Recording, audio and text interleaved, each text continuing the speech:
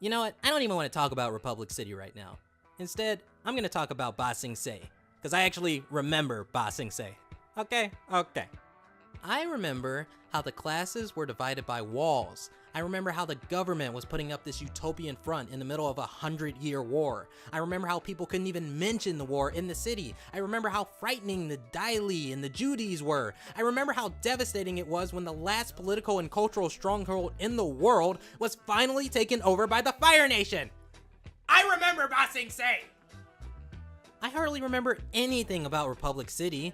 So what? It was founded by Aang and Zuko? I don't care. I mean, I get what the conflict with Republic City is supposed to be, but I don't care. I barely even care about most of the characters, let alone the setting. Really, the city is just a bunch of pretty background paintings of skyscrapers and paved roads, with a CGI car thrown in every now and then. There's no atmosphere or tone to any of this stuff. With a few exceptions, the nighttime scenes in the third episode were beautiful. It almost reminded me of a film noir, and it really gave Mako and Korra's search for Bolin some tension. In fact, a lot of the best moments in this city take place at night. Korra's midnight tumble with Amon was terrifying, and the battle on top of the pro-bending arena was incredible, largely thanks to the amazing atmosphere. Other than that, most of the scenes in the show could have happened anywhere. So no matter what's going on in it, or who's attacking it, or who wants to take it over, I just don't have any attachment to Republic City like I did Ba Sing Se. Republic City doesn't even feel like a real place to me, and I can't really pinpoint why. I mean, when we were first introduced to it, it was pretty cool. I mean, it had all these cars, and this bridge, and the statue, and the...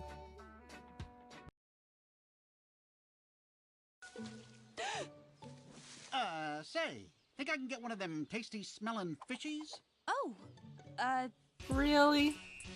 Really? Really? This is our first introduction to the poverty class of Republic City? This smiling ass zippity doodah looking motherfucker? In the sprinkly bush? Dude, I mean, why stop there? You might as well have him break out into song now. That's where this is obviously going. Republic City, it's the city to be pretty and witty and poor, and I pity any bum who isn't me Now, I certainly wasn't conscious of it at the time, but this is the moment I emotionally checked out of Republic City, never to come back. Can you blame me? How am I supposed to take any of this seriously if Deco don't even take it seriously? And please don't any one of you give me that shit about, dude, chill out, it's like just a kid's show, man. You! I hate that argument! That attitude is the reason shit like this and this and this even exist! Kids aren't stupid, okay? But because they're still in their formative years, producers like to think they are. So they'll just put any stupid shit on the screen because kids won't be able to tell the difference anyway, right? No! They should be producing stuff that stimulates and challenges kids, not something that panders and dumbs things down. I mean, Avatar didn't always pussyfoot around the subjects of poverty, war, child abuse, or whatever. What's Korra's excuse? That it's only 12 episodes long? No. Having fewer episodes should not give you license to dumb things down or offer the most cliched solutions to your story problem.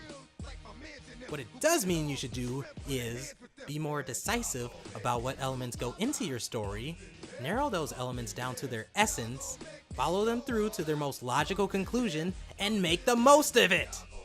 Your motto should be this, not this.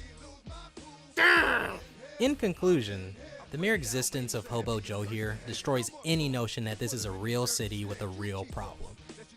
And as an audience member, I react accordingly. So when the streets of Republic City are empty near the end for no real reason, it don't bother me. When the Equalists start bombing the city, it don't bother me. When there's a giant metal mask placed on a huge statue of Aang, it bothers me because it's stupid, but it doesn't bother me because I care. But you know what does bother me?